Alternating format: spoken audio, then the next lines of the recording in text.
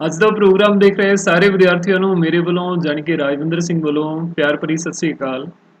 ਅੱਜ ਦਾ ਇਹ lesson 8ਵੀਂ class ਦੇ ਵਿਦਿਆਰਥੀਆਂ ਦੇ ਲਈ ਹੈ। 8ਵੀਂ ਕਲਾਸ ਦਾ ਗਣਿਤ ਦਾ 15ਵਾਂ ਅਧਿਆਇ ਹੈ ਗ੍ਰਾਫਾਂ ਬਾਰੇ ਜਾਣਕਾਰੀ। Introduction to graphs. तो ਅੱਜ ਦੇ ਇਸ ਲੈਸਨ ਵਿੱਚ ਅਸੀਂ ਗ੍ਰਾਫਾਂ ਦੇ ਬਾਰੇ ਮੁੱਢਲੀ ਜਿਹੜੀ ਜਾਣਕਾਰੀ ਹੈ ਉਹ ਪ੍ਰਾਪਤ ਕਰਾਂਗੇ, ਉਹਦੇ ਤੇ ਚਰਚਾ ਕਰਾਂਗੇ। ਛੋਟੀਆਂ ਕਲਾਸਿਸ ਦੇ ਵਿੱਚ ਅਸੀਂ ਬਾਰ ਗ੍ਰਾਫ ਤੇ ਆਇਤ ਚਿੱਤਰ ਵਗੈਰਾ ਪੜ੍ਹ ਕੇ ਆਏ ਹਾਂ। ਇਹਨਾਂ ਦੇ ਨਾਲ ਸੰਬੰਧਿਤ ਸਵਾਲ ਵੀ ਆਪਾਂ ਹੱਲ ਕੀਤੇ ਹੋਏ ਨੇ 7ਵੀਂ ਕਲਾਸ ਦੇ ਵਿੱਚ। ਅੱਜ ਦੇ ਇਸ ਲੈਸਨ ਵਿੱਚ ਅਸੀਂ ਇਹਨਾਂ ਹੀ ਗ੍ਰਾਫਾਂ ਦੇ ਬਾਰੇ ਪਹਿਲਾਂ ਚਰਚਾ ਕਰਾਂਗੇ, ਬਾਰ ਗ੍ਰਾਫ, ਫਿਰ ਆਇਤ ਚਿੱਤਰ, ਉਸ ਤੋਂ ਬਾਅਦ ਅਸੀਂ ਚੱਕਰ ਗ੍ਰਾਫ ਦੇ ਬਾਰੇ ਗੱਲ ਕਰਾਂਗੇ, ਫਿਰ ਰੇਖਾ ਗ੍ਰਾਫ ਦੇ ਬਾਰੇ ਵੀ ਗੱਲ ਕਰਾਂਗੇ। ਇਸ ਅਧਿਆਇ ਦੇ ਵਿੱਚ ਮੁੱਖ ਤੌਰ ਤੇ ਅਸੀਂ 15.1 ਅਭਿਆਸ ਦੇ ਵਿੱਚ ਰੇਖਾ ਗ੍ਰਾਫ ਦੇ ਬਾਰੇ ਜਿਹੜੀ ਚਰਚਾ ਕਰਾਂਗੇ। ਅਲੱਗ-ਅਲੱਗ ਸਥਿਤੀਆਂ ਦੇ ਸਵਾਲ ਜਿਹੜੇ ਉਹ ਅਸੀਂ ਹੱਲ ਕਰਾਂਗੇ, ਠੀਕ ਹੈ। ਤੋ ਅੱਜ ਦੇ ਇਸ ਸੈਸ਼ਨ ਦੇ ਵਿੱਚ ਅਸੀਂ ਸਭ ਤੋਂ ਪਹਿਲਾਂ ਮੁੱਢਲੇ ਜਿਹੜੇ ਗ੍ਰਾਫ ਨੇ ਸਾਡੇ ਕੋਲ ਬਾਰ ਗ੍ਰਾਫ, ਆਇਤ ਗ੍ਰਾਫ, ਚੱਕਰ ਗ੍ਰਾਫ ਜਾਂ ਜਿਹਨੂੰ ਅਸੀਂ ਪਾਈ ਚਾਰਟ ਵੀ ਬੋਲਦੇ ਹਾਂ, ਤੇ ਰੇਖਾ ਗ੍ਰਾਫ, ਉਹਨਾਂ ਦੇ ਬਾਰੇ ਬੇਸਿਕ ਜਿਹੜੀ ਜਾਣਕਾਰੀ ਹੈ ਉਹ ਅਸੀਂ ਪ੍ਰਾਪਤ ਕਰਾਂਗੇ, ਠੀਕ ਹੈ। ਤੋ ਮੈਨੂੰ ਪੂਰੀ ਉਮੀਦ ਹੈ ਕਿ ਤੁਸੀਂ ਗਣਿਤ ਦੀ ਕਿਤਾਬ, ਨੋਟਬੁੱਕ ਤੇ ਪੈਨ ਵਗੈਰਾ ਆਪਣੇ ਕੋਲ ਜ਼ਰੂਰ ਲੈ ਲਏ ਹੋਣਗੇ ਤੇ ਅੱਜ ਦੇ ਲੈਸਨ ਦੇ ਲਈ ਪੂਰੀ ਤਰ੍ਹਾਂ ਤਿਆਰ ਹੋਵੋਗੇ, ਠੀਕ ਹੈ ਸਟੂਡੈਂਟਸ। ਤੋਂ ਆਓ ਸ਼ੁਰੂ ਕਰਦੇ ਹਾਂ ਅੱਜ ਦਾ ਲੈਸਨ। ਸਭ ਤੋਂ ਪਹਿਲਾਂ ਅਸੀਂ ਦੇਖਦੇ ਹਾਂ ਕਿ ਤੁਸੀਂ ਅਖਬਾਰਾਂ, ਦੂਰਦਰਸ਼ਨ, ਮੈਗਜ਼ੀਨਾਂ, ਪੁਸਤਕਾਂ ਆਦਿ ਵਿੱਚ ਗ੍ਰਾਫ ਦੇਖੇ ਹਨ। ਤੁਸੀਂ ਬੱਚਿਓ ਬਹੁਤ ਵਾਰ ਦੇਖਿਆ ਹੋਵੇਗਾ ਅਖਬਾਰ ਦੇ ਵਿੱਚ ਜਾਂ ਟੀਵੀ ਦੇ ਉੱਤੇ ਜਾਂ ਮੈਗਜ਼ੀਨਸ ਦੇ ਵਿੱਚ ਗ੍ਰਾਫ ਜਿਹੜੇ ਬਣੇ ਹੋਏ ਹੁੰਦੇ ਆ। ਜਾਣਕਾਰੀ ਹੈ ਸਾਨੂੰ ਅਲੱਗ-ਅਲੱਗ ਸਥਿਤੀਆਂ ਦੀ, ਉਹ ਗ੍ਰਾਫਾਂ ਦੇ ਨਾਲ ਜਿਹੜੀ ਸਾਨੂੰ ਉਹ ਦਰਸਾਈ ਗਈ ਹੁੰਦੀ ਹੈ, ਠੀਕ ਹੈ। ਜਿਵੇਂ ਕਿ ਤੁਹਾਨੂੰ ਪਤਾ ਹੈ ਕਿ ਹੁਣ ਅਸੀਂ ਜਿਸ ਦੌਰ ਦੇ ਵਿੱਚੋਂ ਲੰਘ ਰਹੇ ਹਾਂ, ਕਰੋਨਾ ਜਿਹੜਾ ਹੈ ਵਾਇਰਸ, ਇਹ ਸਾਰੇ ਪਾਸੇ ਫੈਲ ਰਿਹਾ ਹੈ, ਠੀਕ ਹੈ। ਤੇ ਕੋਵਿਡ-19 ਦੇ ਨਾਲ ਸਾਰੇ ਲੋਕ ਜਿਹੜੇ ਉਹ ਪ੍ਰਭਾਵਿਤ ਹੋ ਰਹੇ ਹਨ। ਤੋ ਇਹਦੇ ਵਿੱਚ ਤੁਸੀਂ ਬਹੁਤ ਵਾਰ ਦੇਖਿਆ ਹੋਵੇਗਾ ਕਿ ਅਲੱਗ-ਅਲੱਗ ਸਾਧਨਾਂ ਦੇ ਨਾਲ ਜਿਹੜੀ ਸਰਕਾਰ ਸਾਨੂੰ ਜਾਣਕਾਰੀ ਮੁਹੱਈਆ ਕਰਵਾਉਂਦੀ ਹੈ, ਉਹ ਵੀ ਗ੍ਰਾਫਾਂ ਦੇ ਰੂਪ ਦੇ ਵਿੱਚ ਦਰਸਾਈ ਗਈ ਹੁੰਦੀ ਹੈ, ਠੀਕ ਹੈ। ਤੋ ਇਸੇ ਢੰਗ ਦੇ ਨਾਲ ਅਲੱਗ-ਅਲੱਗ ਢੰਗ ਦੀਆਂ ਅਲੱਗ-ਅਲੱਗ ਸਥਿਤੀਆਂ, ਅਲੱਗ-ਅਲੱਗ ਅੰਕੜਿਆਂ ਨੂੰ ਗ੍ਰਾਫਾਂ ਦੇ ਨਾਲ ਆਮ ਤੌਰ ਤੇ ਦਰਸਾਇਆ ਜਾਂਦਾ ਤੁਸੀਂ ਦੇਖਿਆ ਹੋਵੇਗਾ, ਠੀਕ ਹੈ। ਗ੍ਰਾਫਾਂ ਦਾ ਉਦੇਸ਼ ਸੰਖਿਆਤਮਕ ਤੱਥਾਂ ਨੂੰ ਚਿੱਤਰਾਂ ਦੁਆਰਾ ਦਿਖਾਉਣਾ ਹੈ, ਜਿਸ ਨਾਲ ਉਹ ਜਲਦੀ, ਸੌਖੇ ਅਤੇ ਸਪਸ਼ਟ ਢੰਗ ਨਾਲ ਸਮਝੇ ਜਾ ਸਕਣ, ਠੀਕ ਹੈ। ਅੰਕੜੇ ਜੋ ਵੀ ਸਾਨੂੰ ਦਿੱਤੇ ਗਏ ਹੋਣ, ਉਹਨੂੰ ਜੇਕਰ ਚਿੱਤਰ ਦੇ ਰੂਪ ਦੇ ਵਿੱਚ ਦਰਸਾਇਆ ਗਿਆ ਹੋਵੇ, ਉਹਨੂੰ ਸਮਝਣਾ ਸਾਡੇ ਵਾਸਤੇ ਬਹੁਤ ਜ਼ਿਆਦਾ ਸੌਖਾ ਰਹਿੰਦਾ ਹੈ। ਇਸ ਤਰ੍ਹਾਂ ਗ੍ਰਾਫ ਇਕੱਤਰ ਕੀਤੇ ਅੰਕੜਿਆਂ ਦਾ ਚਿੱਤਰਾਂ ਦੁਆਰਾ ਪ੍ਰਦਰਸ਼ਨ ਹੈ। ਅੰਕੜਿਆਂ ਨੂੰ ਸਾਰਣੀ ਨਾਲ ਵੀ ਦਰਸਾਇਆ ਜਾ ਸਕਦਾ ਹੈ, ਪਰੰਤੂ ਗ੍ਰਾਫ ਦੁਆਰਾ ਪੇਸ਼ਕਾਰੀ ਸਮਝਣ ਵਿੱਚ ਬਹੁਤ ਆਸਾਨ ਹੈ, ਠੀਕ ਹੈ। ਕੋਈ ਵੀ ਸਾਨੂੰ ਅੰਕੜੇ ਦਿੱਤੇ ਹੋਣ, ਉਹਨੂੰ ਸੌਖੇ ਢੰਗ ਨਾਲ ਸਮਝਣ ਦੇ ਲਈ ਅਸੀਂ ਸਾਰਣੀ ਦੀ ਵਰਤੋਂ ਵੀ ਕਰਦੇ ਹਾਂ, ਪਰ ਸਾਰਣੀ ਤੋਂ ਵੀ ਜੇਕਰ ਅਸੀਂ ਸੌਖੇ ਢੰਗ ਦੇ ਨਾਲ ਕਿਸੇ ਚੀਜ਼ ਨੂੰ ਦਰਸਾਉਣਾ ਚਾਹੁੰਦੇ ਹਾਂ ਤਾਂ ਉਹ ਸਾਡੇ ਕੋਲ ਗ੍ਰਾਫ ਜਿਹੜਾ ਉਸਦਾ ਬਹੁਤ ਵਧੀਆ ਮਾਧਿਅਮ ਹੈ, ਠੀਕ ਹੈ। ਅੰਕੜਿਆਂ ਦਾ ਰੁਝਾਨ ਜਾਂ ਉਹਨਾਂ ਦੀ ਤੁਲਨਾ ਦਿਖਾਉਣ ਦੇ ਲਈ ਤਾਂ ਇਹ ਬਹੁਤ ਉਪਯੋਗੀ ਹੁੰਦੇ ਹਨ। ਅਸੀਂ ਹੁਣ ਤੱਕ ਅਨੇਕਾਂ ਪ੍ਰਕਾਰ ਦੇ ਗ੍ਰਾਫ ਦੇਖ ਚੁੱਕੇ ਹਾਂ, ਆਓ ਉਹਨਾਂ ਨੂੰ ਯਾਦ ਕਰ ਲਈਏ, ਠੀਕ ਹੈ। ਤਾਂ ਜਿਹੜੇ ਗ੍ਰਾਫ ਅਸੀਂ ਛੋਟੀਆਂ ਕਲਾਸਿਸ ਦੇ ਵਿੱਚ ਪੜ੍ਹ ਕੇ ਵੀ ਆਏ ਹਾਂ ਤੇ ਆਪਾਂ ਉਹਨਾਂ ਦੇ ਬਾਰੇ ਅੱਜ ਦੇ ਲੈਸਨ ਦੇ ਵਿੱਚ ਚਰਚਾ ਕਰਾਂਗੇ, ਠੀਕ ਹੈ ਵਿਦਿਆਰਥੀਓ। ਤਾਂ ਸਭ ਤੋਂ ਪਹਿਲਾਂ ਅਸੀਂ ਗੱਲ ਕਰਦੇ ਹਾਂ ਬਾਰ ਗ੍ਰਾਫ ਦੇ ਬਾਰੇ। ਬਾਰ ਗ੍ਰਾਫ ਵੱਖ-ਵੱਖ ਸ਼੍ਰੇਣੀਆਂ ਦੇ ਵਿੱਚ ਤੁਲਨਾ ਕਰਨ ਦੇ ਕੰਮ ਆਉਂਦਾ ਹੈ। ਇਸ ਵਿੱਚ ਦੋ ਜਾਂ ਜ਼ਿਆਦਾ ਸਮਾਨਾਂਤਰ ਖੜਵੇਂ ਜਾਂ ਲੇਟਵੇਂ ਬਾਰ ਜਾਂ ਆਇਤ ਹੁੰਦੇ ਹਨ। ਚਿੱਤਰ 15.1 ਵਿੱਚ ਬਾਰ ਗ੍ਰਾਫ ਸਾਨੂੰ ਦਰਸਾਇਆ ਗਿਆ ਹੈ, ਉਹ ਆਪਾਂ ਦੇਖ ਲੈਂਦੇ ਹਾਂ। ਚਿੱਤਰ 15.1 ਵਿੱਚ ਬਾਰ ਗ੍ਰਾਫ ਅਨੂ ਦੁਆਰਾ ਸਾਲ ਦੌਰਾਨ ਲਈਆਂ 3 ਪ੍ਰੀਖਿਆਵਾਂ ਵਿੱਚ ਗਣਿਤ ਦੇ ਪ੍ਰਾਪਤ ਅੰਕਾਂ ਨੂੰ ਦਰਸਾਉਂਦਾ ਹੈ। ਇਹ ਤੁਹਾਨੂੰ ਉਸ ਦੀ ਕਾਰਗੁਜ਼ਾਰੀ ਦੀ ਤੁਲਨਾ ਆਸਾਨੀ ਨਾਲ ਕਰਨ ਵਿੱਚ ਸਹਾਇਤਾ ਕਰਦਾ ਹੈ। ਅਸੀਂ ਕਹਿ ਸਕਦੇ ਹਾਂ ਕਿ ਉਸ ਦੀ ਤਰੱਕੀ ਚੰਗੀ ਹੈ। ਤੋ ਇਸ ਗ੍ਰਾਫ ਦੇ ਵਿੱਚ ਸਾਨੂੰ ਕੀ ਦਰਸਾਇਆ ਗਿਆ ਹੈ, ਤੁਸੀਂ ਬੜੇ ਧਿਆਨ ਦੇ ਨਾਲ ਦੇਖ ਸਕਦੇ ਹੋ। ਇਹਦੇ ਵਿੱਚ ਸਾਡੇ ਕੋਲ ਸਭ ਤੋਂ ਪਹਿਲਾਂ ਤਾਂ ਹੇਠਾਂ ਇੱਕ ਜਿਹੜੀ ਰੇਖਾ ਹੁੰਦੀ ਹੈ, ਜਿਹਨੂੰ ਅਸੀਂ ਲੇਟਵੀਂ ਰੇਖਾ ਜਾਂ ਅਸੀਂ ਇਹਨੂੰ ਐਕਸ ਧੁਰਾ ਵੀ ਕਹਿੰਦੇ ਹਾਂ,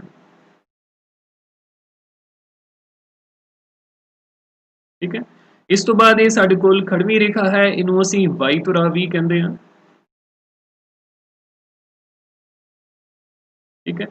ਲੇਟਵੀਂ ਰੇਖਾ ਦੇ ਵਿੱਚ ਤੁਸੀਂ ਦੇਖ ਸਕਦੇ ਹੋ ਇੱਥੇ ਤੀਰ ਦੇ ਨਿਸ਼ਾਨ ਦੇ ਨਾਲ ਅਵਧੀ ਜਿਹੜਾ ਲਿਖਿਆ ਹੋਇਆ, ਅਵਧੀ ਭਾਵ ਹੈ ਕਿ ਇਹ ਸਾਡੇ ਕੋਲ ਫਰਸਟ, ਸੈਕਿੰਡ ਤੇ ਥਰਡ ਜਿਹੜੇ ਐਗਜ਼ਾਮ ਹੋਏ ਨੇ, ਉਹਦੇ ਪਹਿਲਾ, ਦੂਜਾ ਤੇ ਤੀਜਾ ਜਿਹੜੀਆਂ ਪ੍ਰੀਖਿਆਵਾਂ ਹੋਈਆਂ ਨੇ, ਉਹਨਾਂ ਨੂੰ ਲੇਟਵੀਂ ਰੇਖਾ ਦੇ ਉੱਤੇ ਦਰਸਾਇਆ ਗਿਆ ਹੈ।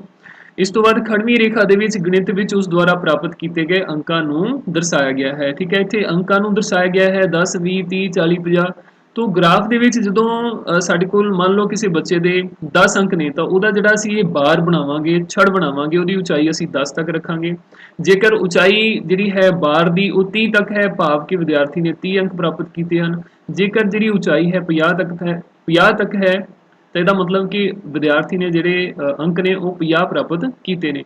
ਇਸ ਤੋਂ ਇਲਾਵਾ ਜੇਕਰ ਸਾਡੇ ਕੋਲ ਜਿਹੜੀ ਬਾਰ ਦੀ ਉਚਾਈ ਹੈ ਉਹ ਮੰਨ ਲਓ ਕਿ 20 ਅਤੇ 30 ਦੇ ਵਿਚਕਾਰ ਵਾਲੇ ਇਸ ਬਿੰਦੂ ਦੇ ਉੱਤੇ ਰੁਕ ਜਾਂਦੀ ਹੈ, ਤਾਂ ਇਹਦਾ ਭਾਵ ਹੈ ਕਿ ਉਸਨੇ 20 ਅਤੇ 30 ਦਾ ਜੋ ਮੱਧ ਬਿੰਦੂ ਹੈ ਭਾਵ 25 ਅੰਕ ਜਿਹੜੇ ਉਹ ਪ੍ਰਾਪਤ ਕੀਤੇ ਨੇ। ਠੀਕ ਹੈ, ਤੋ ਗ੍ਰਾਫ ਦੇ ਵਿੱਚ ਅਸੀਂ ਦੇਖ ਸਕਦੇ ਹਾਂ ਸਾਡੇ ਕੋਲ ਜਿਹੜੀ ਫਰਸਟ ਉਹਦੀ ਪ੍ਰੀਖਿਆ ਹੈ, ਪਹਿਲੀ ਪ੍ਰੀਖਿਆ ਦੇ ਵਿੱਚ ਅਨੂ ਦੀ ਜਿਹੜੀ ਅੰਕ ਜਿਹੜੇ ਉਹ ਦਰਸਾਏ ਗਏ ਨੇ ਬਾਰ ਦੇ ਨਾਲ, ਉਹਦੀ ਜਿਹੜੀ ਉਚਾਈ ਹੈ ਉਹ ਤੁਸੀਂ ਦੇਖ ਸਕਦੇ ਹੋ 25 ਤੱਕ ਹੈ, 20 ਅਤੇ 30 ਦੇ ਵਿਚਕਾਰ। ਇਹਦਾ ਭਾਵ ਹੈ ਕਿ ਅਨੂ ਨੇ ਪਹਿਲੀ ਪ੍ਰੀਖਿਆ ਦੇ ਵਿੱਚ ਗਣਿਤ ਦੇ ਵਿੱਚ 25 ਅੰਕ ਜਿਹੜੇ ਨੇ ਉਹ ਪ੍ਰਾਪਤ ਕੀਤੇ ਸਨ। ਠੀਕ ਹੈ, ਇਸ ਤੋਂ ਬਾਅਦ ਦੂਸਰੀ ਪ੍ਰੀਖਿਆ ਦੇ ਵਿੱਚ ਅਸੀਂ ਦੇਖ ਸਕਦੇ ਹਾਂ ਬਾਰ ਦੀ ਜਿਹੜੀ ਉਚਾਈ ਹੈ ਉਹ ਪਹਿਲਾਂ ਨਾਲੋਂ ਵੱਧ ਗਈ ਹੈ, ਭਾਵ ਕਿ ਇਸ ਵਾਰ ਅਨੂ ਨੇ ਪਿਛਲੀ ਵਾਰ ਦੇ ਨਾਲੋਂ ਜ਼ਿਆਦਾ ਅੰਕ ਪ੍ਰਾਪਤ ਕੀਤੇ ਨੇ, ਔਰ ਬਾਰ ਦੀ ਉਚਾਈ ਜਿਹੜੀ ਉਹ ਸਾਨੂੰ ਦੱਸਦੀ ਹੈ ਕਿ ਅਨੂ ਨੇ 30 ਅੰਕ ਜਿਹੜੇ ਉਹ ਪ੍ਰਾਪਤ ਕੀਤੇ ਨੇ। ਠੀਕ ਹੈ, ਇਸੇ ਢੰਗ ਦੇ ਨਾਲ ਤੀਜੀ ਪ੍ਰੀਖਿਆ ਦੀ ਉਚਾਈ ਹੋਰ ਜ਼ਿਆਦਾ ਵੱਧ ਜਾਂਦੀ ਹੈ ਤੇ ਇੱਥੋਂ ਸਾਨੂੰ ਪਤਾ ਲੱਗਦਾ ਹੈ ਕਿ ਤੀਸਰੀ ਪ੍ਰੀਖਿਆ ਦੇ ਵਿੱਚ ਗਣਿਤ ਦੀ ਤੀਸਰੀ ਪ੍ਰੀਖਿਆ ਦੇ ਵਿੱਚ ਅਨੂ ਨੇ ਜਿਹੜੇ ਨੇ ਉਹ 45 ਅੰਕ ਪ੍ਰਾਪਤ ਕੀਤੇ ਨੇ। 40 ਅਤੇ 50 ਦੇ ਮੱਧ ਦੀ ਉਚਾਈ ਹੈ ਸਾਡੇ ਕੋਲ ਇਸ ਬਾਰ ਦੀ, ਤੋਂ 45 ਅੰਕ ਜਿਹੜੇ ਇਸ ਪ੍ਰੀਖਿਆ ਦੇ ਵਿੱਚ ਅਨੂ ਨੇ ਪ੍ਰਾਪਤ ਕੀਤੇ ਨੇ। ਤੋ ਇਸ ਗ੍ਰਾਫ ਨੂੰ ਦੇਖ ਕੇ ਅਸੀਂ ਬੜੀ ਆਸਾਨੀ ਦੇ ਨਾਲ ਦੱਸ ਸਕਦੇ ਹਾਂ ਕਿ ਜਿਹੜੀ ਅਨੂ ਹੈ ਉਹ ਅੱਗੇ ਤੋਂ ਅੱਗੇ ਮਿਹਨਤ ਕਰਕੇ ਗਣਿਤ ਦੇ ਵਿੱਚ ਜ਼ਿਆਦਾ ਅੰਕ ਲਿਆਉਣ ਦੀ ਕੋਸ਼ਿਸ਼ ਵਿੱਚ ਹੈ ਤੇ ਉਸ ਦੇ ਅੰਕ ਜਿਹੜੇ ਉਹ ਜ਼ਿਆਦਾ ਆ ਵੀ ਰਹੇ ਨੇ। ਠੀਕ ਹੈ, ਜਿਵੇਂ ਫਸਟ ਪ੍ਰੀਖਿਆ ਦੇ ਵਿੱਚ ਪਹਿਲੀ ਦੇ ਵਿੱਚ ਉਹਦੇ 25 ਅੰਕ ਆਏ ਸੀ, ਦੂਜੀ ਪ੍ਰੀਖਿਆ ਦੇ ਵਿੱਚ 5 ਅੰਕ ਹੋਰ ਵੱਧ ਕੇ 30 ਅੰਕ ਉਸਨੇ ਪ੍ਰਾਪਤ ਕੀਤੇ। ਉਸ ਤੋਂ ਬਾਅਦ ਤੀਜੀ ਪ੍ਰੀਖਿਆ ਦੇ ਵਿੱਚ ਉਸਨੇ ਦੂਜੀ ਪ੍ਰੀਖਿਆ ਨਾਲੋਂ 15 ਅੰਕ ਜ਼ਿਆਦਾ ਪ੍ਰਾਪਤ ਕਰਕੇ ਕੁੱਲ 45 ਅੰਕ ਜਿਹੜੇ ਉਹ ਪ੍ਰਾਪਤ ਕੀਤੇ। ਸੋ ਅਸੀਂ ਕਹਿ ਸਕਦੇ ਹਾਂ ਕਿ ਸਮੇਂ ਦੇ ਨਾਲ ਨਾਲ ਅਨੂ ਜਿਹੜੀ ਹੈ ਉਹ ਤਰੱਕੀ ਕਰ ਰਹੀ ਹੈ, ਆਪਣੇ ਗਣਿਤ ਵਿਸ਼ੇ ਦੇ ਵਿੱਚ ਸੁਧਾਰ ਕਰ ਰਹੀ ਹੈ। ਠੀਕ ਹੈ, ਇਸ ਤੋਂ ਬਾਅਦ ਆਓ ਅੱਗੇ ਚੱਲਦੇ ਹਾਂ। ਬਾਰ ਗ੍ਰਾਫ ਵਿੱਚ ਦੋਹਰੇ ਬਾਰ ਵੀ ਹੋ ਸਕਦੇ ਹਨ, ਜਿਵੇਂ ਕਿ ਚਿੱਤਰ 15.2 ਵਿੱਚ। ਇਹ ਗ੍ਰਾਫ ਕਿਸੇ 2 ਦਿਨਾਂ ਵਿੱਚ ਵੱਖ-ਵੱਖ ਪ੍ਰਕਾਰ ਦੇ ਫਲਾਂ ਦੀ ਵਿਕਰੀ ਦਾ ਤੁਲਨਾਤਮਕ ਬਿਊਰਾ ਹੈ। ਠੀਕ ਹੈ, ਤਾਂ ਆਓ ਅਸੀਂ ਚਿੱਤਰ 15.2 ਜਿਹੜਾ ਉਹ ਦੇਖਦੇ ਹਾਂ, ਜਿਹਦੇ ਵਿੱਚ ਸਾਨੂੰ ਕੁਝ ਜਾਣਕਾਰੀ ਜਿਹੜੀ ਹੈ ਉਹ ਦਿੱਤੀ ਗਈ ਹੈ। ਇਹਦੇ ਵਿੱਚ ਵਿਦਿਆਰਥੀਓ ਆਪਾਂ ਦੇਖ ਸਕਦੇ ਹਾਂ ਜਿਹੜਾ ਸਾਡੇ ਕੋਲ x ਧੁਰਾ ਹੈ, ਜਾਂ ਅਸੀਂ ਕਹਿ ਸਕਦੇ ਹਾਂ ਲੇਟਵੀਂ ਜਿਹੜੀ ਰੇਖਾ ਹੈ ਸਾਡੇ ਕੋਲ ਲੇਟਵਾਂ ਧੁਰਾ ਹੈ, ਇਹਦੇ ਵਿੱਚ ਫਲਾਂ ਨੂੰ ਦਰਸਾਇਆ ਗਿਆ ਹੈ। ਪਹਿਲਾਂ ਇੱਥੇ ਸਾਡੇ ਕੋਲ ਅੰਬ ਨੇ, ਫਿਰ ਸੇਬ ਨੇ, ਸੰਤਰੇ ਨੇ, ਪਪੀਤਾ ਹੈ ਤੇ ਕੇਲੇ। ਇਸ ਦੇ ਨਾਲ ਨਾਲ ਇੱਥੇ ਸਾਡੇ ਕੋਲ ਉੱਪਰ ਛੜਾਂ ਵੀ ਬਣਾਈਆਂ ਗਈਆਂ ਨੇ ਜਿਨ੍ਹਾਂ ਨੂੰ ਅਸੀਂ ਬਾਰ ਕਹਿੰਦੇ ਹਾਂ। ਠੀਕ ਹੈ, ਔਰ ਇਹਦੇ ਵਿੱਚ ਜਿਹੜੀਆਂ ਬਾਰਸ ਨੇ ਜਾਂ ਛੜਾਂ ਨੇ ਉਹ ਸਾਡੇ ਕੋਲ 2 ਪ੍ਰਕਾਰ ਦੀਆਂ ਨੇ, ਇੱਕ ਗੂੜੇ ਰੰਗ ਦੀਆਂ ਨੇ ਔਰ ਇੱਕ ਸਾਡੇ ਕੋਲ ਹਲਕੇ ਰੰਗ ਦੀਆਂ ਨੇ, ਹਲਕੇ ਗ੍ਰੇ ਰੰਗ ਦੀਆਂ ਨੇ। ਜਿਹੜੀ ਸਾਡੇ ਕੋਲ ਗੂੜੇ ਰੰਗ ਦੀ ਬਾਰ ਹੈ ਉਹ ਸੋਮਵਾਰ ਨੂੰ ਹੋਈ ਫਲਾਂ ਦੀ ਵਿਕਰੀ ਨੂੰ ਦਰਸਾਉਂਦੀ ਹੈ, ਤੇ ਜਿਹੜੀ ਸਾਡੇ ਕੋਲ ਹਲਕੇ ਰੰਗ ਦੀ ਬਾਰ ਹੈ ਜਾਂ ਛੜ ਹੈ ਇਹ ਮੰਗਲਵਾਰ ਨੂੰ ਫਲਾਂ ਦੀ ਹੋਈ ਵਿਕਰੀ ਨੂੰ ਦਰਸਾਉਂਦੀ ਹੈ। ਠੀਕ ਹੈ, ਤੋ ਇਹ ਸਾਡੇ ਕੋਲ ਫਲਾਂ ਦੇ ਨਾਮ ਸਾਰੇ ਲਿਖੇ ਹੋਏ ਨੇ, ਔਰ ਇੱਥੇ ਤੁਸੀਂ ਖੜਵੀਂ ਰੇਖਾ ਦੇ ਨਾਲ ਦੇਖ ਸਕਦੇ ਹੋ ਇੱਥੇ ਵਿਕਰੀ ਕਿਲੋਗ੍ਰਾਮਾਂ ਦੇ ਵਿੱਚ ਦਰਸਾਈ ਗਈ ਹੈ। 5 ਕਿਲੋਗ੍ਰਾਮ, 10 ਕਿਲੋਗ੍ਰਾਮ, 15 ਕਿਲੋਗ੍ਰਾਮ, 20 ਕਿਲੋਗ੍ਰਾਮ। तो किसी भी बार की जिन्नी उचाई है उस तो असीं उचाई तो अंदाज़ा लगा सकते हाँ कि उस दिन उस पर्टिकुलर फल की जिहड़ी विक्री है वो किन्ने किलोग्राम हुई है। जिवें कि अंब की अगर असीं गल करिए तो सोमवार नूं अंब की जिहड़ी साडे कोल विक्री है वो गूढ़े रंग की बार इस दी अंब की विक्री नूं दर्शा रही है। इसकी जिहड़ी उचाई है वो 15 ਅਤੇ 20 ਦੇ विचकार है, भाव कि 17.5। ਇਹਦਾ मतलब अंब की जिहड़ी विक्री सोमवार नूं हुई है वो 17.5 किलोग्राम हुई है। ठीक है, और इसे ढंग दे नाल मंगलवार की अगर गल करिए, मंगलवार नूं जिहड़ी बार की उचाई है वो साडे कोल 25 ਅਤੇ 20 ਦੇ ਵਿਚਕਾਰ ਇੱਥੇ ਬਣਦੀ ਹੈ। ਇਹਦਾ ਭਾਵ ਹੈ 22.5। ਠੀਕ ਹੈ ਨਾ, 22.5। ਇਹਦਾ मतलब ਮੰਗਲਵਾਰ ਨੂੰ ਅੰਬ ਦੇ ਫਲਾਂ ਦੀ ਜਿਹੜੀ ਵਿਕਰੀ ਹੈ ਉਹ 22.5 ਕਿਲੋਗ੍ਰਾਮ ਹੋਈ है। ठीक है, इसे ही तरीके दे नाल असीं सेब की जिहड़ी विक्री है दोनों दिनों दे विच देख सकते हैं, संतरे की विक्री भी देख सकते हैं, पपीते की विक्री भी देख सकते हैं ते केले की विक्री भी देख सकते हैं। ग्राफ तो सानूं एक जानकारी की मिलती है कि सेब की विक्री जिहड़ी है वो दोनों दिनों दे विच बाकी दे फलां दे नालों काफ़ी ज़्यादा घट हुई है, जद कि संतरे की जिहड़ी विक्री है वो बाकी फलां दे नालों वध हुई है। इसे ढंग दे नाल केले की विक्री भी काफ़ी ज़्यादा हुई है। ठीक है, तो असीं ये भी देख सकते हैं कि पहले ਜਿਹੜੇ ਤਿੰਨ ਫਲ ਨੇ ਸਾਡੇ ਕੋਲ ਅੰਬ, ਸੇਬ ਤੇ ਸੰਤਰੇ, ਇਹਨਾਂ ਦੇ ਵਿੱਚ ਅਗਰ ਅਸੀਂ ਦੇਖੀਏ, ਛੜਾਂ ਨੂੰ ਦੇਖੀਏ, ਵਾਰਾਂ ਨੂੰ ਦੇਖੀਏ, ਤਾਂ ਮੰਗਲਵਾਰ ਨੂੰ ਜਿਹੜੀ ਵਿਕਰੀ ਹੈ ਉਹ ਸੋਮਵਾਰ ਦੇ ਮੁਕਾਬਲੇ ਫਲ ਦੀ ਜ਼ਿਆਦਾ ਹੋਈ ਹੈ। ਜਿੱਦਾਂ ਇੱਥੇ ਵੀ ਤੁਸੀਂ ਦੇਖ ਸਕਦੇ ਹੋ, ਜਿਹੜੀ ਮੰਗਲਵਾਰ ਨੂੰ ਵਿਕਰੀ ਹੈ ਉਹ ਲੰਬੀ ਛੜ ਦੇ ਨਾਲ ਦਰਸਾਈ ਗਈ ਹੈ। ਇਸੇ ਢੰਗ ਦੇ ਨਾਲ ਸੰਤਰੇ ਦੇ ਵਿੱਚ ਵੀ ਜਿਹੜੀ ਸੋਮਵਾਰ ਦੀ ਵਿਕਰੀ ਹੈ ਉਹਦੇ ਨਾਲੋਂ ਮੰਗਲਵਾਰ ਦੀ ਜਿਹੜੀ ਵਿਕਰੀ ਵਾਲੀ ਛੜ ਹੈ ਉਹ ਉੱਚੀ ਹੈ। ਇਹਦਾ ਮਤਲਬ ਮੰਗਲਵਾਰ ਨੂੰ ਜਿਹੜੀ ਸੰਤਰੇ ਦੀ ਵਿਕਰੀ ਜ਼ਿਆਦਾ ਹੋਈ ਹੈ। ਪਪੀਤੇ ਦੀ ਜੇਕਰ ਅਸੀਂ ਗੱਲ ਕਰੀਏ, ਪਪੀਤਾ ਸਾਡੇ ਕੋਲ ਸੋਮਵਾਰ ਅਤੇ ਮੰਗਲਵਾਰ ਦੋਨੋਂ ਹੀ ਦਿਨ ਬਰਾਬਰ ਰੂਪ ਦੇ ਵਿੱਚ ਇਹਦੀ ਵਿਕਰੀ ਹੋਈ ਹੈ, ਜਿਹੜੀ ਕਿ ਅਸੀਂ ਸਾਹਮਣੇ ਦੇਖ ਸਕਦੇ ਹਾਂ 22.5 ਕਿਲੋਗ੍ਰਾਮ ਹੈ। ਤੇ ਕੇਲੇ ਦੀ ਵਿਕਰੀ ਦੀ ਗੱਲ ਕਰੀਏ ਤਾਂ ਉਹ ਸੋਮਵਾਰ ਨੂੰ ਜ਼ਿਆਦਾ ਹੋਈ ਹੈ। ਸੋਮਵਾਰ ਨੂੰ ਸਾਡੇ ਕੋਲ ਇਹਦੀ ਜਿਹੜੀ ਵਿਕਰੀ ਹੈ ਉਹ 32.5 ਕਿਲੋਗ੍ਰਾਮ ਹੋਈ ਹੈ, ਜਦ ਕਿ ਮੰਗਲਵਾਰ ਨੂੰ ਕੇਲੇ ਦੀ ਜਿਹੜੀ ਵਿਕਰੀ ਹੈ ਉਹ 27.5 ਕਿਲੋਗ੍ਰਾਮ ਹੋਈ ਹੈ। ਠੀਕ ਹੈ, ਤੋ ਇਸ ਤਰ੍ਹਾਂ ਅਸੀਂ 2 ਦਿਨਾਂ ਦੀਆਂ ਜਿਹੜੀਆਂ ਸਾਡੇ ਕੋਲ ਫਲਾਂ ਦੀਆਂ ਵਿਕਰੀਆਂ ਸਨ ਉਹਨਾਂ ਨੂੰ ਅਸੀਂ ਬਾਰ ਗ੍ਰਾਫ ਦੇ ਨਾਲ ਉਹਨਾਂ ਦੀ ਤੁਲਨਾ ਜਿਹੜੀ ਆ ਉਹ ਕਰਕੇ ਜਾਣਕਾਰੀ ਨੂੰ ਚੰਗੇ ਢੰਗ ਦੇ ਨਾਲ ਸਮਝ ਸਕਦੇ ਹਾਂ। ਠੀਕ ਹੈ ਵਿਦਿਆਰਥੀਓ, ਤੋ ਇਸ ਤੋਂ ਬਾਅਦ ਆਓ ਅੱਗੇ ਚੱਲਦੇ ਹਾਂ। ਇਸ ਤੋਂ ਬਾਅਦ ਸਾਡੇ ਕੋਲ ਹੈ ਚੱਕਰ ਗ੍ਰਾਫ ਜਾਂ ਪਾਈ ਗ੍ਰਾਫ, ਅਸੀਂ ਇਹਨੂੰ ਕਹਿੰਦੇ ਹਾਂ। ਇੱਕ ਚੱਕਰ ਗ੍ਰਾਫ ਕਿਸੇ ਇੱਕ ਸੰਪੂਰਨ ਦੇ ਵੱਖ-ਵੱਖ ਭਾਗਾਂ ਦੀ ਤੁਲਨਾ ਕਰਨ ਦੇ ਲਈ ਪ੍ਰਯੋਗ ਕੀਤਾ ਜਾਂਦਾ ਹੈ। ਚੱਕਰ ਇੱਕ ਸੰਪੂਰਨ ਹੈ, ਚੱਕਰ ਜਿਹੜਾ ਇਹ ਪੂਰਾ ਹੈ, 100% ਹੈ, 100% ਹੈ। ਇਹਦੇ ਵਿੱਚੋਂ ਅਲੱਗ-ਅਲੱਗ ਭਾਗਾਂ ਨੂੰ ਅਲੱਗ-ਅਲੱਗ ਪ੍ਰਤੀਸ਼ਤਤਾ ਦਰਸਾਉਣ ਦੇ ਲਈ ਜਿਹੜਾ ਅਸੀਂ ਉਹ ਵੰਡਿਆ ਹੈ। ਚਿੱਤਰ 15.3 ਇੱਕ ਚੱਕਰ ਗ੍ਰਾਫ ਹੈ, ਇਹ ਸਾਡੇ ਕੋਲ ਚੱਕਰ ਗ੍ਰਾਫ ਹੈ। ਇਹ ਦੂਰਦਰਸ਼ਨ ਦੇ ਵੱਖ-ਵੱਖ ਚੈਨਲਾਂ ਦੇ ਦਰਸ਼ਕਾਂ ਦੀ ਪ੍ਰਤੀਸ਼ਤਤਾ ਨੂੰ ਦਰਸਾਉਂਦਾ ਹੈ। ਹੁਣ ਦੂਰਦਰਸ਼ਨ ਦੇ ਵੱਖ-ਵੱਖ ਚੈਨਲ ਨੇ ਉਹਨਾਂ ਨੂੰ ਲੋਕ ਜਿਹੜੇ ਉਹ ਅਲੱਗ-ਅਲੱਗ ਮੰਤਵ ਦੇ ਲਈ ਦੇਖਦੇ ਨੇ। ਕਿਸੇ ਨੂੰ ਮਨੋਰੰਜਨ ਜਿਹੜਾ ਕਰਨਾ ਉਹ ਚੰਗਾ ਲੱਗਦਾ ਹੈ, ਉਹ ਮਨੋਰੰਜਨ ਵਾਲੇ ਪ੍ਰੋਗਰਾਮ ਜ਼ਿਆਦਾ ਦੇਖਦੇ ਨੇ।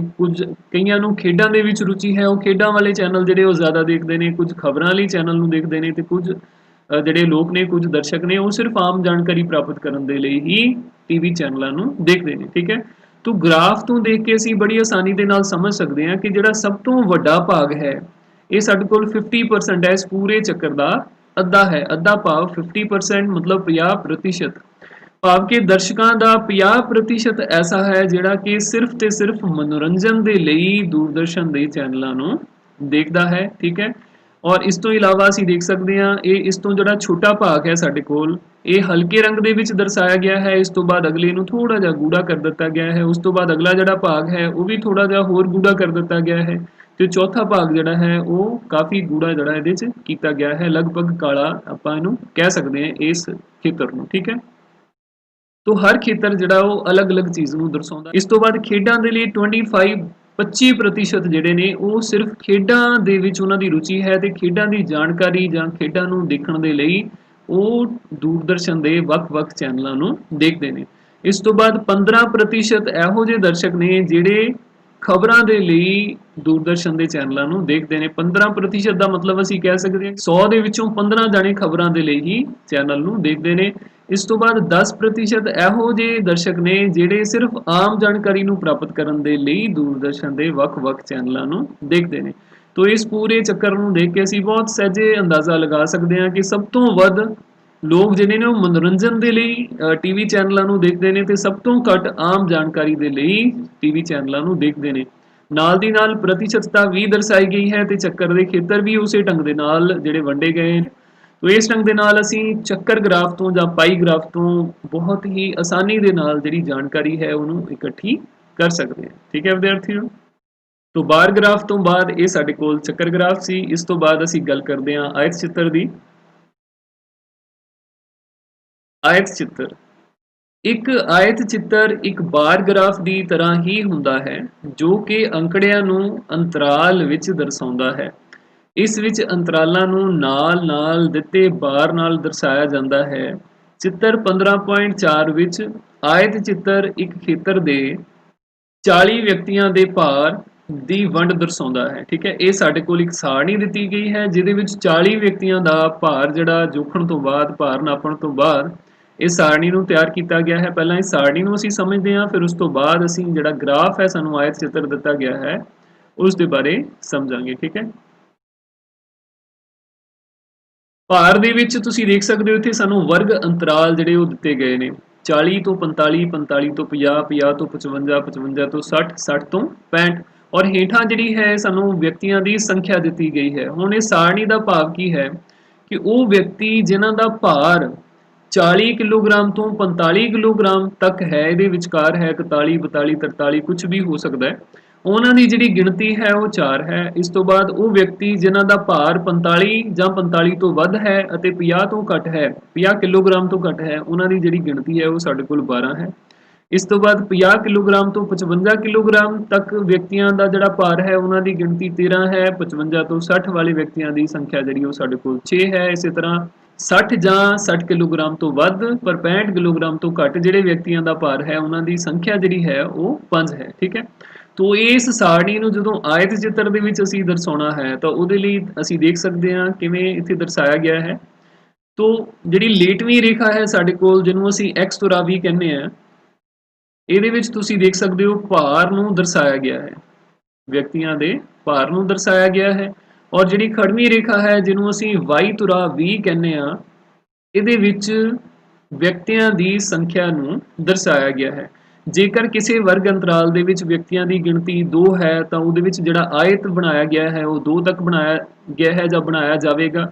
ਜੇਕਰ ਵਿਅਕਤੀਆਂ ਦੀ ਸੰਖਿਆ ਜਿਹੜੀ ਹੈ ਕਿਸੇ ਵਰਗ ਅੰਤਰਾਲ ਦੇ ਵਿੱਚ 6 ਤੱਕ ਹੈ ਤਾਂ ਉਸ ਆਇਤ ਦੀ ਜਿਹੜੀ ਉਚਾਈ ਹੈ ਉਹ 6 ਤੱਕ ਬਣਾਈ ਜਾਏਗੀ। ਇਸੇ ਤਰ੍ਹਾਂ 10 ਹੈ ਤਾਂ 10 ਤੱਕ ਬਣਾਈ ਜਾਏਗੀ। ਠੀਕ ਹੈ, ਇਹ ਜਿਹੜੇ ਆਇਤ ਹੈ ਇਹ ਵੀ ਬਿਲਕੁਲ ਬਾਰ ਗ੍ਰਾਫ ਦੇ ਵਾਂਗ ਜਿਵੇਂ ਬਾਰ ਅਸੀਂ ਬਣਾਏ ਨੇ ਉਸੇ ਢੰਗ ਦੇ ਨਾਲ ਇਹ ਬਣਾਏ ਜਾਂਦੇ ਨੇ, ਪਰ ਇਹਦੇ 'ਚ ਜਿਹੜੇ ਸਾਰੇ ਬਾਰ ਨੇ ਉਹ ਇੱਕ ਦੂਸਰੇ ਦੇ ਬਿਲਕੁਲ ਨਾਲ ਹੀ ਬਣਾਏ ਜਾਂਦੇ ਨੇ, ਲਗਾਤਾਰ ਬਣਾਏ ਜਾਂਦੇ ਨੇ।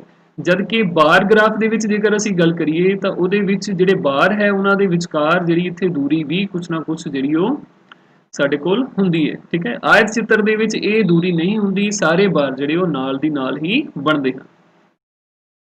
ਠੀਕ ਹੈ, ਤੋ ਇਹਨੂੰ ਅਸੀਂ ਸਮਝਣ ਦਾ ਯਤਨ ਕਰਦੇ ਹਾਂ।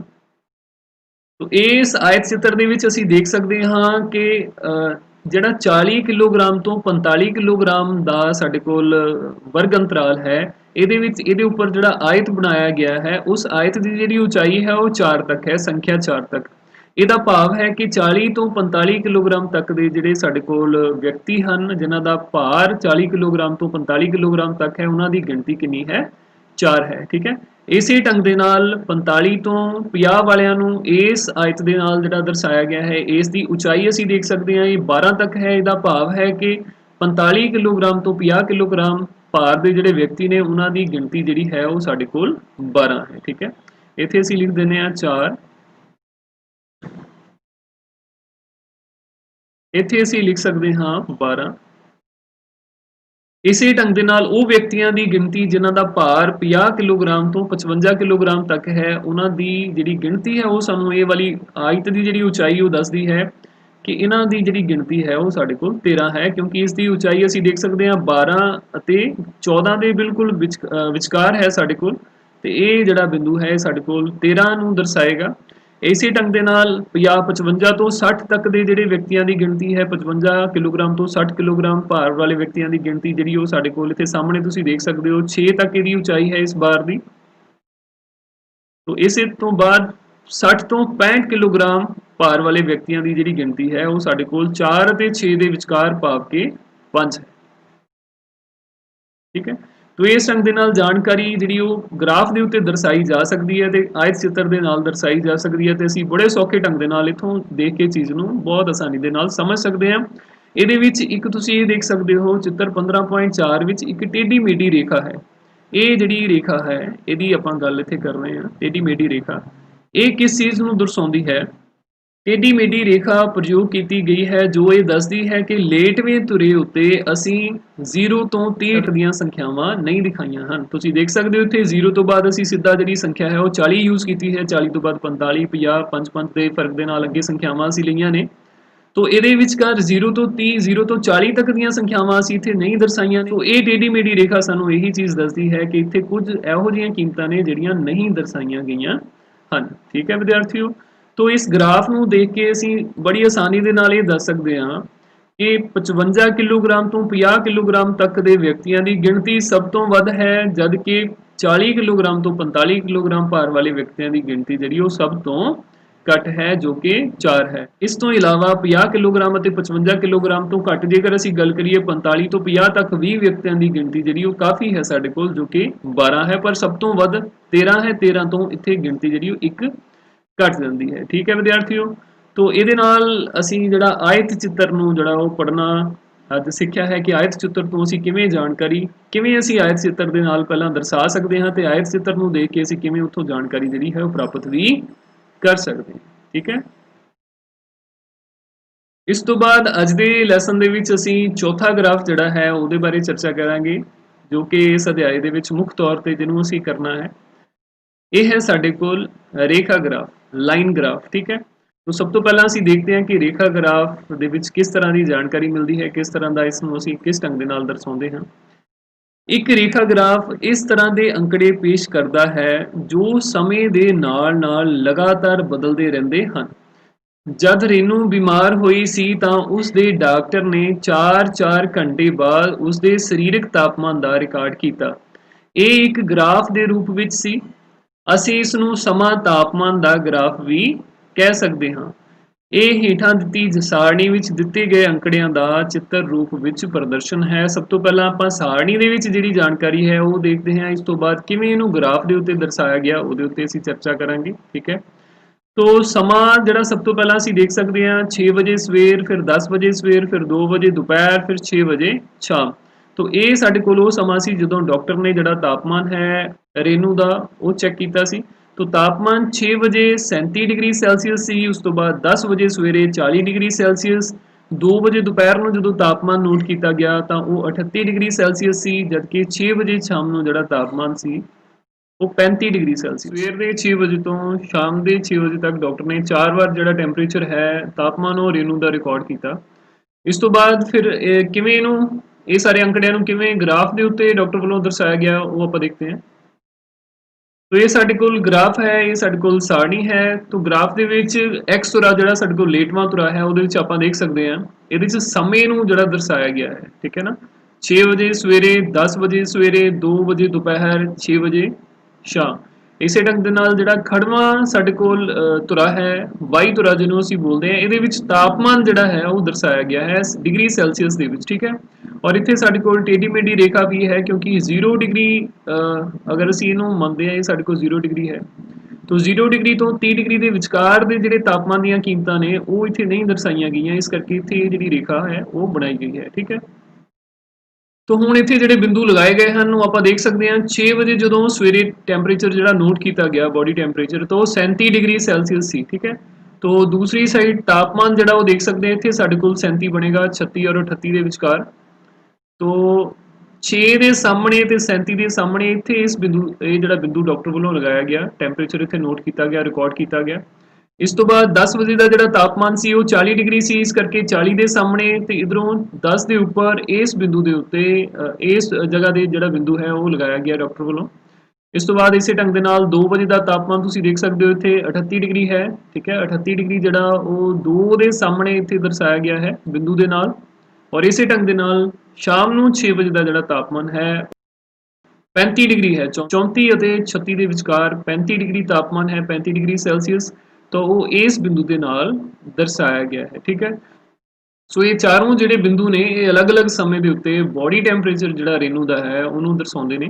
तो ਅਸੀਂ ਇਹਨੂੰ ਜੁਆਇਨ ਕਰ ਦਿੰਦੇ ਹਾਂ ਇਸ ਬਿੰਦੂ ਨੂੰ ਅਸੀਂ ਇਸ ਦੇ ਨਾਲ ਜੋੜ ਦੇਵਾਂਗੇ ਗ੍ਰਾਫ ਬਣਾਉਣ ਦੇ ਲਈ। ਔਰ ਇਸ ਤੋਂ ਬਾਅਦ ਅੱਗੇ ਅਸੀਂ ਇੱਥੇ ਜੋੜ ਦੇਵਾਂਗੇ। ਠੀਕ ਹੈ, तो ਇਹ ਸਾਡੇ ਕੋਲ ਇਹ ਸਾਰਣੀ ਦੇ ਵਿੱਚ ਜਿਹੜੇ ਅੰਕੜੇ ਦਿੱਤੇ ਗਏ ਨੇ ਉਸ ਦਾ ਜਿਹੜਾ ਗ੍ਰਾਫ ਹੈ ਉਹ ਤਿਆਰ ਹੋ ਜਾਂਦਾ ਹੈ। तो ਇਸ ਗ੍ਰਾਫ ਦੇ ਵਿੱਚ ਅਸੀਂ ਦੇਖ ਸਕਦੇ ਹਾਂ ਸਵੇਰੇ 6 ਵਜੇ ਤੋਂ ਸਵੇਰੇ 10 ਵਜੇ ਤੱਕ ਜਿਹੜਾ ਟੈਂਪਰੇਚਰ ਸੀ, ਤਾਪਮਾਨ ਸੀ ਬੋਡੀ ਦਾ, ਸਰੀਰ ਦਾ, ਉਹ ਲਗਾਤਾਰ ਵਧ ਰਿਹਾ ਸੀ ਤੇ 37 ਡਿਗਰੀ ਸੈਲਸੀਅਸ ਤੋਂ ਤਾਪਮਾਨ ਸ਼ੁਰੂ ਹੋ ਕੇ 10 ਵਜੇ ਤੱਕ 40 ਡਿਗਰੀ ਸੈਲਸੀਅਸ ਤੱਕ ਪਹੁੰਚ ਗਿਆ ਸੀ। ਠੀਕ ਹੈ, ਇਸ ਤੋਂ ਬਾਅਦ ਅੱਗੇ ਜਿਹੜਾ ਤਾਪਮਾਨ ਹੈ ਉਹ ਗ੍ਰਾਫ ਦੇ ਮੁਤਾਬਿਕ ਜਿਹੜਾ ਘਟਣਾ ਸ਼ੁਰੂ ਹੋ ਗਿਆ। ਸਭ ਤੋਂ ਪਹਿਲਾਂ ਇਹਦੀ ਜਿਹੜੀ ਗਿਰਾਵਟ 2 ਵਜੇ ਜਿਹੜੀ ਨੋਟ ਕੀਤੀ ਗਈ, 2 ਵਜੇ ਦੁਪਹਿਰ ਨੂੰ ਜਿਹੜਾ ਟੈਂਪਰੇਚਰ ਸੀ ਉਹ 38 ਡਿਗਰੀ ਸੈਲਸੀਅਸ ਸੀ। ਉਸ ਤੋਂ ਬਾਅਦ ਸ਼ਾਮ ਨੂੰ 6 ਵਜੇ ਤੱਕ 3 ਡਿਗਰੀ ਸੈਲਸੀਅਸ ਇਹ ਹੋਰ ਘਟ ਕੇ 38 ਤੋਂ 35 ਡਿਗਰੀ ਸੈਲਸੀਅਸ ਰਹਿ ਗਿਆ। ਠੀਕ ਹੈ, ਸੋ ਇਸ ਗ੍ਰਾਫ ਤੋਂ ਜਿਹੜੀ ਸਹਿਜੇ ਹੀ ਡਾਕਟਰ ਨੂੰ ਜਿਹੜੀ ਉਹ ਰੇਨੂ ਦੀ ਸਥਿਤੀ ਦਾ ਜਿਹੜਾ ਉਹ ਪਤਾ ਲੱਗ ਜਾਂਦਾ ਹੈ। ਤੇ ਕਿਸ ਹਿਸਾਬ ਦੇ ਨਾਲ ਜਿਹੜੀ ਦਵਾਈ ਹੈ ਉਹ ਰੇਨੂ ਨੂੰ ਦੇਣੀ ਚਾਹੀਦੀ ਹੈ, ਇਹ ਡਿਸਾਈਡ ਕਰਨ ਦੇ ਵਿੱਚ ਗ੍ਰਾਫ ਜਿਹੜਾ ਹੈ ਉਹ ਡਾਕਟਰ ਦੀ ਮਦਦ ਕਰੇਗਾ। ਠੀਕ ਹੈ, ਸਹਿਜੇ ਹੀ ਆਰਾਮ ਦੇ ਨਾਲ ਸਾਨੂੰ ਗ੍ਰਾਫ ਤੋਂ ਦੇਖ ਕੇ ਪਤਾ ਚੱਲ ਜਾਂਦਾ ਹੈ। 10 ਵਜੇ ਤੱਕ ਬੋਡੀ ਟੈਂਪਰੇਚਰ ਜਿਹੜਾ ਇਨਕਰੀਜ਼ ਕੀਤਾ, ਵਧਿਆ, ਤੇ ਉਸ ਤੋਂ ਬਾਅਦ ਇਹ ਲਗਾਤਾਰ ਜਿਹੜਾ ਘਟਣਾ ਸ਼ੁਰੂ ਹੋਇਆ। ਸ਼ਾਮ ਦੇ 6 ਵਜੇ ਤੱਕ ਬੋਡੀ ਟੈਂਪਰੇਚਰ ਜਿਹੜਾ ਉਹ 35 ਡਿਗਰੀ ਸੈਲਸੀਅਸ ਆ ਚੁੱਕਾ ਸੀ। ਠੀਕ, ਸੋ ਅੱਜ ਦੇ ਇਸ ਲੈਸਨ ਵਿੱਚ ਜਿਹੜੇ ਗ੍ਰਾਫਾਂ ਦੇ ਉੱਤੇ ਅਸੀਂ ਚਰਚਾ ਕੀਤੀ ਹੈ ਉਹ ਅਸੀਂ ਇੱਕ ਵਾਰ ਫਿਰ ਦੇਖ ਲੈਂਦੇ ਹਾਂ।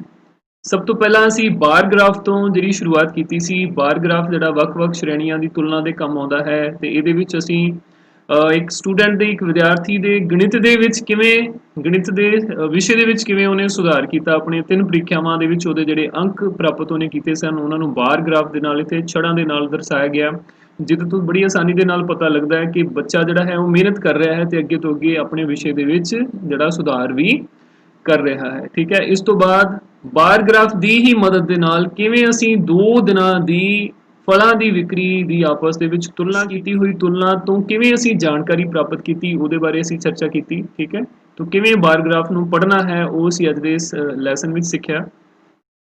ਇਸ ਤੋਂ ਬਾਅਦ ਚੱਕਰ ਗ੍ਰਾਫ ਜਾਂ ਪਾਈ ਗ੍ਰਾਫ ਦੇ ਵਿੱਚ ਅਸੀਂ ਦੇਖਿਆ ਸੀ ਕਿ ਦੂਰਦਰਸ਼ਨ ਦੇ ਵੱਖ-ਵੱਖ ਚੈਨਲਾਂ ਨੂੰ ਦਰਸ਼ਕਾਂ ਦੀ ਕਿੰਨੀ ਪ੍ਰਤੀਸ਼ਤਤਾ ਕਿਸ ਮੰਤਵ ਦੇ ਲਈ ਦੇਖਦੀ ਹੈ, ਉਹਦੇ ਬਾਰੇ ਆਪਾਂ ਚਰਚਾ ਕੀਤੀ ਸੀ। ਇਸ ਤੋਂ ਬਾਅਦ ਅਸੀਂ ਆਇਤ ਚਿੱਤਰ ਦੇ ਬਾਰੇ ਅੱਜ ਦੇ ਇਸ ਲੈਸਨ ਵਿੱਚ ਪੜ੍ਹਿਆ ਕਿ ਕਿਵੇਂ ਅਸੀਂ ਦਿੱਤੀ ਹੋਈ ਜਾਣਕਾਰੀ ਨੂੰ ਪਹਿਲਾਂ ਸਾਰਣੀ ਦੇ ਵਿੱਚ ਦਰਸਾ ਸਕਦੇ ਹਾਂ ਤੇ ਉਸ ਸਾਰਣੀ ਦੀ ਮਦਦ ਦੇ ਨਾਲ ਫਿਰ ਅਸੀਂ ਆਇਤ ਚਿੱਤਰ ਜਿਹੜਾ ਖਿੱਚ ਸਕਦੇ ਹਾਂ। ਲਗਾਤਾਰ ਵਰਗ ਅੰਤਰਾਲਾਂ ਦੇ ਸੰਗਤ ਆਇਤਾਂ ਦੇ ਨਾਲ ਅਸੀਂ ਜਾਣਕਾਰੀ ਨੂੰ ਦਰਸਾ ਸਕਦੇ ਹਾਂ, ਤੇ ਇਸ ਦਰਸਾਈ ਹੋਈ ਜਾਣਕਾਰੀ ਤੋਂ ਜਦੋਂ ਵੀ ਲੋੜ ਸਾਨੂੰ ਹੋਵੇ, ਲੋੜ ਪੈਣ ਤੇ ਅਸੀਂ ਇਸ ਤੋਂ ਜਾਣਕਾਰੀ ਬੜੀ ਆਸਾਨੀ ਦੇ ਨਾਲ ਗ੍ਰਾਫ ਨੂੰ ਦੇਖ ਕੇ ਉਸ ਤੋਂ ਇਕੱਠੀ ਵੀ ਕਰ ਸਕਦੇ ਹਾਂ। ਠੀਕ ਹੈ ਵਿਦਿਆਰਥੀਓ, ਇਸ ਤੋਂ ਬਾਅਦ ਅਸੀਂ ਰੇਖਾ ਗ੍ਰਾਫ ਦੇ ਬਾਰੇ ਪੜ੍ਹਿਆ। ਰੇਖਾ ਗ੍ਰਾਫ ਵਿੱਚ ਅਸੀਂ ਦੇਖਿਆ ਕਿਵੇਂ ਡਾਕਟਰ ਨੇ ਰੇਨੂ ਦੇ 4-4 ਘੰਟਿਆਂ ਬਾਅਦ ਜਿਹੜੇ ਬਾਡੀ ਦੇ ਟੈਂਪਰੇਚਰ ਨੂੰ ਨੋਟ ਕੀਤਾ ਤੇ ਨੋਟ ਕਰਕੇ ਉਸ ਨੂੰ ਰੇਖਾ ਗ੍ਰਾਫ ਦੇ ਉੱਤੇ ਦਰਸਾਇਆ। ਠੀਕ ਹੈ, ਔਰ ਇਹਦੇ ਨਾਲ ਜਿਹੜੀ ਜਾਣਕਾਰੀ ਹੈ ਉਹ ਬੜੀ ਆਸਾਨੀ ਦੇ ਨਾਲ ਮਿਲ ਜਾਂਦੀ ਹੈ ਕਿ ਕਿਸ ਸਮੇਂ ਰੇਨੂ ਦੀ ਜਿਹੜੀ ਬਾਡੀ ਹੈ, ਸਰੀਰ ਹੈ, ਉਹਦੀ ਹਾਲਤ ਵਿਗੜ ਰਹੀ ਹੈ, ਉਹ ਗਰਮ ਹੋ ਰਹੀ ਹੈ, ਟੈਂਪਰੇਚਰ ਵੱਧ ਰਿਹਾ ਹੈ ਜਾਂ ਘਟ ਰਿਹਾ ਹੈ। ਉਸ ਦੇ ਅਨੁਸਾਰ ਉਸ ਦਾ ਇਲਾਜ ਕਰਨਾ ਡਾਕਟਰ ਵਾਸਤੇ ਬਹੁਤ ਜ਼ਿਆਦਾ ਸੌਖਾ ਜਿਹੜਾ ਉਹ ਹੋ ਜਾਏਗਾ। ਠੀਕ ਹੈ ਵਿਦਿਆਰਥੀਓ, ਸੋ ਮੈਨੂੰ ਉਮੀਦ ਹੈ ਕਿ ਅੱਜ ਦੇ ਲੈਸਨ ਨੂੰ ਤੁਸੀਂ ਬਹੁਤ ਧਿਆਨ ਦੇ ਨਾਲ ਦੇਖਿਆ ਹੋਵੇਗਾ, ਸਮਝਿਆ ਹੋਵੇਗਾ, ਹਰ ਇੱਕ ਚੀਜ਼ ਨੂੰ ਨੋਟ ਵੀ ਕੀਤਾ ਹੋਵੇਗਾ। ਚਾਰੋਂ ਤਰ੍ਹਾਂ ਦੇ ਜਿਹੜੇ ਗ੍ਰਾਫ ਜਿਹੜੇ ਅੱਜ ਅਸੀਂ ਡਿਸਕਸ ਕੀਤੇ ਨੇ, ਕਿਵੇਂ ਉਹਨਾਂ ਨੂੰ ਅਸੀਂ ਬਣਾ ਸਕਦੇ ਹਾਂ ਜਾਂ ਬਣੇ ਹੋਏ ਗ੍ਰਾਫਾਂ ਤੋਂ ਕਿਵੇਂ ਅਸੀਂ ਜਾਣਕਾਰੀ ਜਿਹੜੀ ਉਹ ਇਕੱਠੀ ਕਰ ਸਕਦੇ ਹਾਂ, ਇਹ ਅਸੀਂ ਅੱਜ ਦੇ ਲੈਸਨ ਵਿੱਚ ਸਿੱਖਿਆ। ਇਹ ਲੈਸਨ ਤੁਹਾਡੇ ਬਹੁਤ ਹੀ ਜ਼ਿਆਦਾ ਫਾਇਦੇਮੰਦ ਹੋਣਗੇ ਆਉਣ ਵਾਲੇ ਦਿਨਾਂ ਦੇ ਵਿੱਚ। ਜਦੋਂ ਅਸੀਂ ਇਹਨਾਂ ਦੇ ਨਾਲ ਸੰਬੰਧਿਤ, ਇਹਨਾਂ ਤੇ ਆਧਾਰਿਤ ਜਿਹੜੇ ਸਵਾਲ ਹੈ ਉਹ ਹੱਲ ਕਰਾਂਗੇ, ਉੱਥੇ ਤੁਹਾਨੂੰ ਇਹ ਬਹੁਤ ਜ਼ਿਆਦਾ ਸਹਾਈ ਹੋਣਗੇ। ਠੀਕ ਹੈ ਵਿਦਿਆਰਥੀਓ, तो ਅੱਜ ਦੇ ਲਈ ਇੰਨਾ ਹੀ। ਫਿਰ ਆਪਾਂ ਮਿਲਾਂਗੇ ਅਗਲੇ ਲੈਸਨ ਦੇ ਵਿੱਚ ਇਸੇ ਹੀ ਵਿਸ਼ੇ ਦੇ ਨਾਲ ਸੰਬੰਧਿਤ ਹੋਰ ਸਵਾਲਾਂ ਨੂੰ ਲੈ ਕੇ ਉਹਨਾਂ ਨੂੰ ਅਸੀਂ ਹੱਲ ਕਰਾਂਗੇ। ਠੀਕ ਹੈ ਵਿਦਿਆਰਥੀਓ, ਤੋਂ ਮਿਲਦੇ ਹਾਂ ਅਗਲੇ ਲੈਸਨ ਵਿੱਚ। ਉਦੋਂ ਤੱਕ ਸਤਿ ਸ਼੍ਰੀ ਅਕਾਲ।